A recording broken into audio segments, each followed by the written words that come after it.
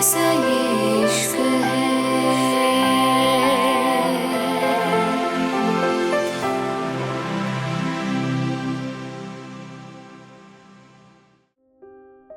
मुंबई रूहानी की बात सुन के रिवांश के हाथ वहीं रुक गए थे। वो धीरे से बोला, मैंने कहा ना, तुम अभी इस हाल में नहीं हो, पहले पूरी तरह से ठीक हो जाओ। रूहानी रिवांश की बात सुन के रूहानी उठते हुए बोली, मैं बिल्कुल ठीक हूं, और शायद मैं इसलिए ना ठीक हूं क्योंकि मुझे कुछ बातों का पता ही नहीं है। बेहतर होगा तुम मुझे सब बता दो। रिवांश में थक गई हूं, तुम्हारी इन पहेलियों से मुझे सच जानने का हक है। आखिर क्या है ये सब? मैं तुम्हारी तरह इतनी चालाक नहीं हूं, रिवांश, जो तुम्हारी दुनिया को समझ सकूं। और अगर तुम ये चाहते हो मैं खुद सब समझ लेती, तो मैं इतनी होशियार भी नहीं हूं। बेहतर होगा तुम मुझे अपनी जुबान से सब बता दो। जैसे ही रूहानी ने ये कहा था, रिवांश उसके ठीक सामने आके बैठ गया था। रिवांश के अंदर से आती खुशबू रूहानी के अंदर उतर रही थी, लेकिन इस वक्त उसको रिवांश की इतनी करीबी से भी ज्यादा कोई फर्क नहीं पड़ रहा था। रूहानी धीरे से बोली, रिवांश, मैं तुमसे कुछ पूछ रही हूं, तुम मुझे क्यों देख रहे हो? प्लीज मुझे सच बता दो। रूहानी की बात सुन के रिवांश ने दूसरी तरफ देखा था, जैसे वो खुद को तैयार कर रहा हो रूहानी को सच बताने के लिए। लेकिन रूहानी बेसब्री से उसके आगे बोलने का इंतजार कर रही थी, जैसे पता नहीं वो रिवांश से क्या सुनना चाहती थी। रिवांश ने गौर से रूहानी को देखा था और बोलना शुरू करा था, मैंने कहा था मेरी तुम्हारी किस्मत बचपन से साथ जुड़ गई थी। रिवांश की बात पे रूहानी ने अपनी नजरें झुका ली थीं। तभी रिवांश ठीक उसके सामने था, जब रूहानी धीरे से बोली, आगे? रिवांश रूहानी की आंखों में देखते हुए बोला, लेकिन मैं नहीं जानता था तुम ही वही लड़की हो जिससे मैं मोहब्बत करता था। शादी तक तो बिल्कुल नहीं। रिवांश की बात पे रूहानी फिर से उसके आगे बोलने का इंतजार करने लगी थी। जब रिवांश धीरे से बोला, बचपन में डेढ़ और विक्रम अग्रवाल की कोई दोस्ती नहीं थी। दोनों एक पार्टी में मिले थे और तब से विक्रम अग्रवाल डेढ़ से चिपक गया था। उसने हर मुमकिन कोशिश की थी शेखावत परिवार से दोस्ती करने की, और कहीं ना कहीं वो कामयाब हो गया था, क्योंकि डेढ़ ने नहीं, दादू ने उसको हमारी फैमिली में आने दिया था। इसके 5 साल बाद, जब मैं शायद 10 साल का था, उस वक्त मैं पहली बार विक्रम अग्रवाल की फैमिली से मिला था। तब तुम शायद 7 साल की थी, और तुमसे पहली बार में मिलके ही मुझे कुछ अजीब सा हुआ था। वो बचपन था तक शायद मैं उस चीज को कोई नाम नहीं दे पाया। आखिर देता भी कैसे? 10 साल का बच्चा कहाँ जानता है मोहब्बत किसको कहते हैं। लेकिन तुमसे अलग वहां 2 लड़कियां और थीं, और वो 2 लड़कियां और कोई नहीं, तुम्हारी बहनें थीं। रिवांश की इस बात से रूहानी हैरानी से बोली, मेरी बहनें? राव्या? रूहानी की बात सुन के रिवांश उसके हाथों को अपने हाथों में लेते हुए धीरे से बोली, नहीं रूहानी, तुम्हारी बहन उनमें एक सच में तुम्हारी बहन थी, विक्रम अग्रवाल की बड़ी बेटी। रिवांश की बात सुन के रूहानी हैरानी से बोली, क्या? लेकिन मुझे कुछ याद क्यों नहीं है? रिवांश धीरे से बोला, क्योंकि उसको तुम्हारे सामने रखा नहीं गया। मैंने भी उसको पहली और आखिरी बार वहां देखा था, और उसके बाद उसको और कहीं शिफ्ट कर दिया गया था। वो लड़की मेरी पहली दोस्त थी जो मैंने अपनी जिंदगी में बनाई थी। वो मुझसे बड़ी थी, समझदार थी, और पहले ही दिन उसने मुझसे दोस्ती कर ली थी। लेकिन जब अगली बार हम अग्रवाल फैमिली से मिले, तब उन्होंने बताया वो लड़की जा चुकी थी, बाहर गई थी या कहाँ, मुझे नहीं पता, और तब मैंने जानने की कोशिश भी नहीं की। लेकिन उस वक्त मेरी नज़र किसी पे टिक गई थी, और वो थी तुम। रूहानी ने फिर से अपनी नजरें झुका ली थी। रिवांश उसको देख के फिर से बोला, उसके बाद जितनी बार भी हम अग्रवाल फैमिली से मिले थे, मेरी नजरें हमेशा तुम्हें ढूंढती थी रूहानी, हमेशा तुम्हें ढूंढती थी, और मैं बेचैन रहता था। तुम मुझे कहीं दिखो, लेकिन तुम जैसे कहीं गायब सी हो गई थी। मैं तुम्हें नहीं देख पाता था, तुमसे नहीं मिल पाता था। उसके बाद डैड ने मुझे पढ़ने के लिए बाहर भेज दिया था। रूहानी अपना सर पकड़ते हुए बोली, तुम क्या बोल रहे हो रिवांश? राव्या बचपन से तुम्हारे साथ थी? तुम्हें? रूहानी की बात पे रिवांश उसके गालों को धीरे से सहलाते हुए बोली, रियली रू? आई नो मेरी रूह मासूम है, लेकिन इतनी भी नहीं वो मेरे सामने इतनी खूबसूरती से झूठ बोल दे।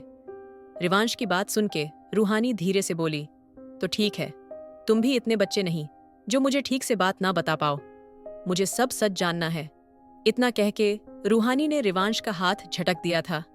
रिवांश रूहानी की आंखों में देखते हुए बोला, मैं तुमसे मिलने के 2 साल बाद डैड ने मुझे बाहर भेज दिया था पढ़ने के लिए, और फिर उसके 10 साल बाद मैं वापस आया तो मुझे ना तो मेरी मोहब्बत मिली न मेरी दोस्त मिली। मॉम डैड भी इन 10 सालों में इंडिया में बहुत कम रहे थे, इसलिए उनका मिलना जुलना अग्रवाल फैमिली से बिल्कुल खत्म सा हो गया था। जब मैं वहां आया तो मुझे वहां मेरी मोहब्बत नहीं मिली थी। रूहानी धीरे से बोली, लेकिन मैं वहीं थी, तुमने मुझे पहचाना नहीं। रिवांश, तुम राव्या की खूबसूरती में अंधे हो चुके थे।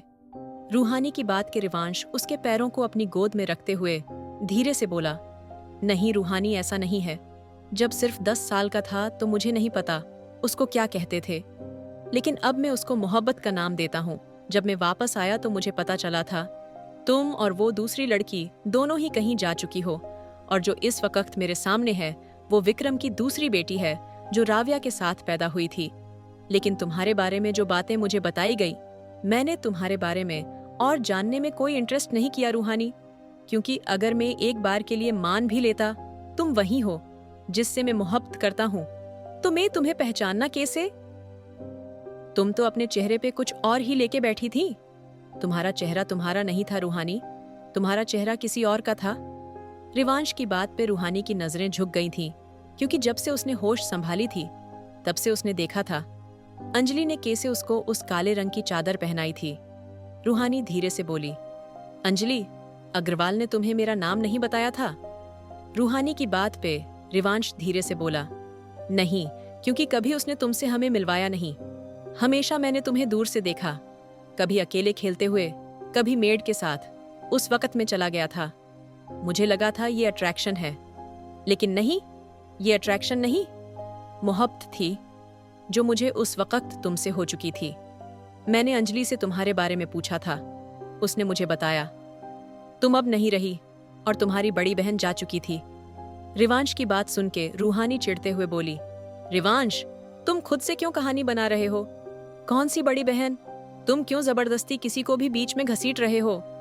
रूहानी की बात सुन के रिवांश धीरे से बोला, मैंने कहा था ना, इसके लिए बहुत पेशेंस और समझ चाहिए रूहानी, क्योंकि तुम अचानक से सब नहीं समझती।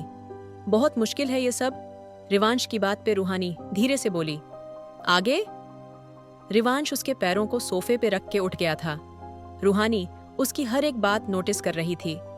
रिवांश ने फिर से सिगरेट सुलगा दी थी। ऐसा लगता था जैसे ये बात बताते हुए वो खुद को हिम्मत दे रहा था। रूहानी का दिल दुगनी तेजी से धड़क रहा था। उसने गहरी सांस ली और फिर से रिवांश के बोलने का इंतजार करने लगी।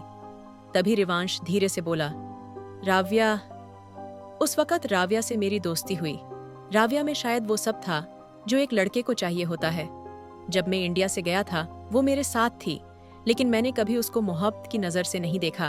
वो मेरी दोस्त बनी और उसने मुझे तुम्हारे बारे में बताना शुरू करा। उसने ये तक बताया कि इसे तुम्हारी वजह से वो लड़की खत्म हो गई जिसको मैं पसंद करता था।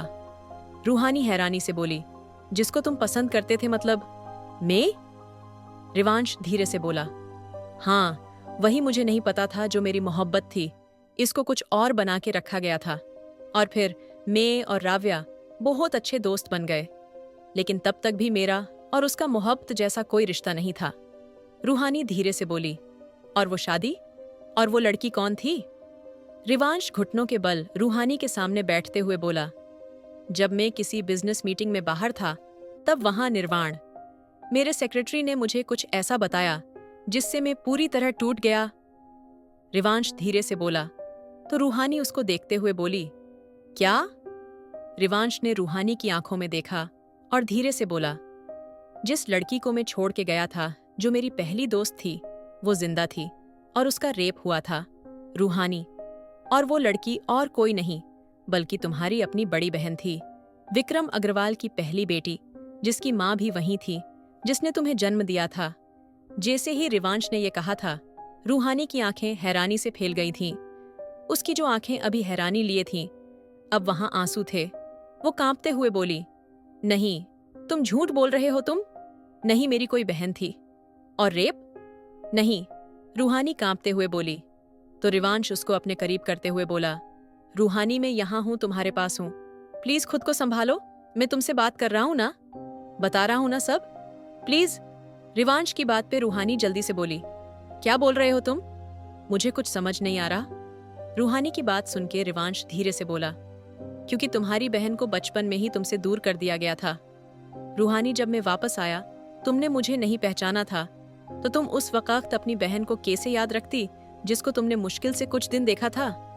अंजलि अग्रवाल ने तुम्हें और तुम्हारी बहन को दूर ही इसलिए किया था ताकि तुम उसके लिए मुसीबत ना बनो, और उसको मारने वाला, उसका रेप करवाने वाला और कोई नहीं, विक्रम अग्रवाल था, और साथ में उसकी बीवी भी उसके साथ थी। अंजलि अग्रवाल, मुझे तब तक नहीं लगा था राव्या का इसमें हाथ था, लेकिन उसको इस बारे में सब पता था। कैसे उसके माँ बाप ने किसी मासूम की जान ली थी। मैंने सोच लिया था मैं राव्या से शादी का तमाशा करूंगा और उसको बीच मंडप में छोड़ दूंगा, और विक्रम अंजलि के लिए मैंने ऐसी सजा सोची थी उनकी रूह कांप जाती।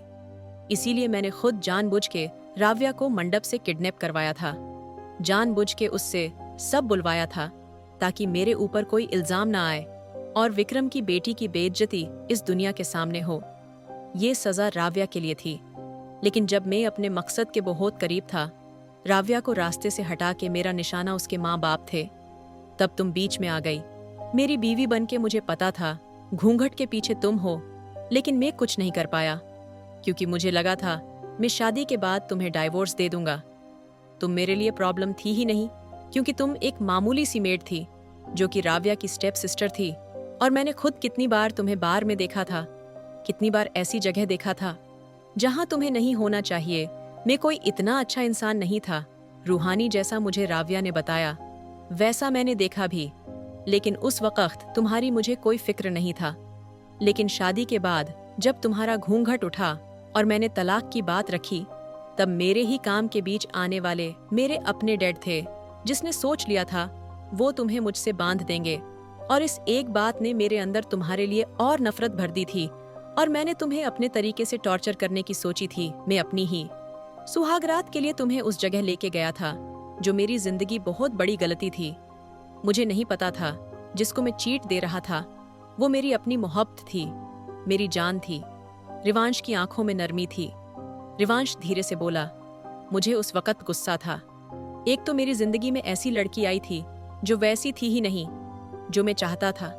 मैंने तुम्हें अपनी आंखों से ऐसी जगह देखा था जिससे मैं तुमसे नफरत करने लगा था, इसलिए मैंने तुमसे वो बातें बोली, तुम्हें वैसे ट्रीट करा ताकि तुम मुझे छोड़ के खुद चली जाओ और मैं तुम्हें आसानी से तलाक दे सकूं। लेकिन मेरे डैड तुम्हें फिर से घर ले आए, और उसके बाद मैंने जानबूझ के राव्या के फोटो अपने रूम में लगवाए थे। रिवांश की बात पूरी नहीं हुई थी जब रूहानी ने रिवांश को खुद से दूर धक्का दिया था और एक जोरदार थप्पड़ उसके मुंह पे जड़ दिया था। आखिर क्यों मारा है रूहानी ने रिवांश को थप्पड़? क्या करेगा अब रिवांश? दोस्तों, अगर आपको ये वीडियो पसंद आई हो तो प्लीज लाइक जरूर कर देना। मैं सच में देख रही हूँ कि आप सब वीडियो पूरी देखते हो, कहानी एंजॉय भी करते हो, पर लाइक और शेयर बहुत कम करते हो। थोड़ा सा सपोर्ट दिखाया करो यार। एक लाइक, एक शेयर मेरे लिए सच में बहुत बड़ी बात होती है। आपके छोटे से क्लिक से ही वीडियो आगे बढ़ती है, पहुंची है, और मुझे भी और अच्छा कंटेंट बनाने का हौसला मिलता है। तो इस बार लाइक करना मत भूलना, ठीक है? और अगर आप चैनल पर नए हो, पहली बार आए हो, तो सब्सक्राइब जरूर कर लेना, क्योंकि जो आने वाले एपिसोड है ना, वो इससे भी ज्यादा मजेदार, ज्यादा इंटेंस और दिल को पकड़ लेने वाले हैं। बेल आइकॉन दबा देना ताकि कोई भी नया पार्ट आपके बिना निकले ही नहीं। कमेंट्स में अपनी राय लिखकर जरूर जाना। आपका एक छोटा सा कमेंट भी मेरे लिए बहुत कीमती होता है। उसी से पता चलता है कि आपको क्या पसंद आ रहा है और क्या नहीं। और हाँ, वीडियो को अपने दोस्तों और फैमिली के साथ शेयर भी कर दो। कहानी अच्छी लगे तो उसे अकेला मत देखो, दूसरों को भी सुनने दो। प्यार बांटने से बढ़ता है। महत्वपूर्ण बात, इस वीडियो की कहानी, वॉइस ओवर, आवाज, नैरेशन सब कुछ कॉपीराइट के तहत सुरक्षित है। इसे कहीं और अपलोड करना, कॉपी करना, एडिट करना या दोबारा पोस्ट करना बिल्कुल मना है। ये पूरा कंटेंट अर्ली बर्ड की अपनी मेहनत और मौलिक रचना है। अगले एपिसोड में आपसे फिर मुलाकात होगी। तब तक अपना ख्याल रखना, खुश रहना और चैनल को सपोर्ट करते रहना। आप सबको ढेर सारा प्यार और धन्यवाद।